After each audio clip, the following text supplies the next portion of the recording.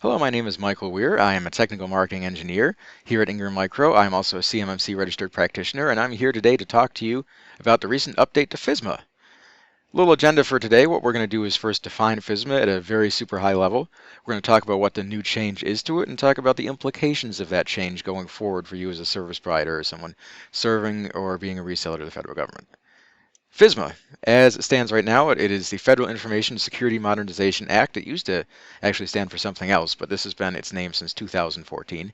It's overseen by the DHS and NIST. Specifically in the DHS, it's overseen by the Cybersecurity and Infrastructure Security Agency.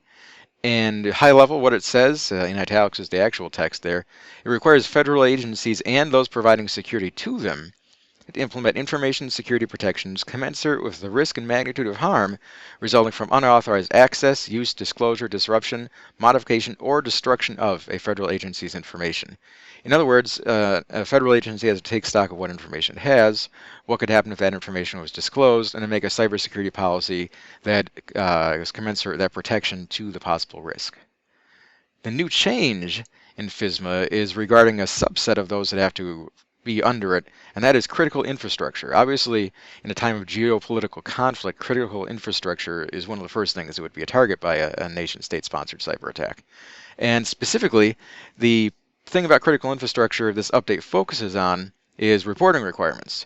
Reporting things like the incident description, the impact it had on the agency, vulnerabilities exploited, any contacts or information viewed or stolen. And the big change is how fast you have to do that. So you have to notify of a breach within 72 hours and notify of a ransomware payment within 24 hours.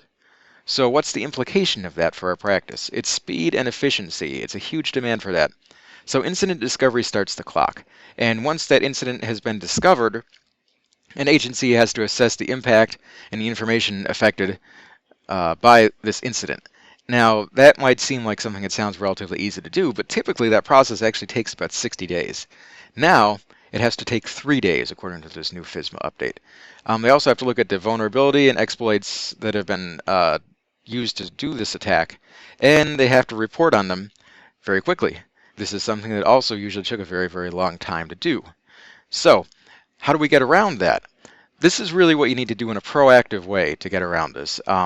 Ideally, if you're working for security for a federal agency, you have some of these already. But really, to be able to comply with these fast reporting requirements, you have to have, number one, visibility and classification of all the data that you have. You sort of should have had this anyway to do your risk assessment, but you need to know everything of what's there dynamically, so if anything is stolen, you immediately know, or you can immediately find what was stolen. You also have to have visibility and monitoring of your network. This means that when there is an incident, you need to know as close as possible to where it happened, where it started, and how it tracked through the network, so you can produce that report in time and not have anything penalized from that. You also have management of your vulnerabilities. Because, part of what you have to report is the vulnerability that was used. If you don't know what vulnerabilities you have, you're starting pretty much from blind trying to figure out what happened. If you know your vulnerabilities, obviously you should remediate them, but at least if you know them, you sort of know where to start. And of course, that leads back to logging and analytics too. If you're looking for anomalies and vulnerabilities, you kind of have to look for what's going on in your network.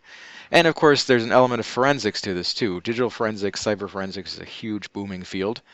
Good luck finding professionals in it for anything, akin to a reasonable cost, because it's a huge demand. And this is specialized because they have to be able to work extremely fast with the information gathered from the other things on this slide, and extremely accurately, because obviously you're a federal agency who's just suffered some kind of breach, and you're a federal agency in the area of critical infrastructure, so you need to be up 24/7. Now, a little bit of bonus information that wasn't on the original agenda there. Just a little bit about the enforcement, of how this is going to be enforced, because it can change how one would prepare for it. So it's enforced by the U.S.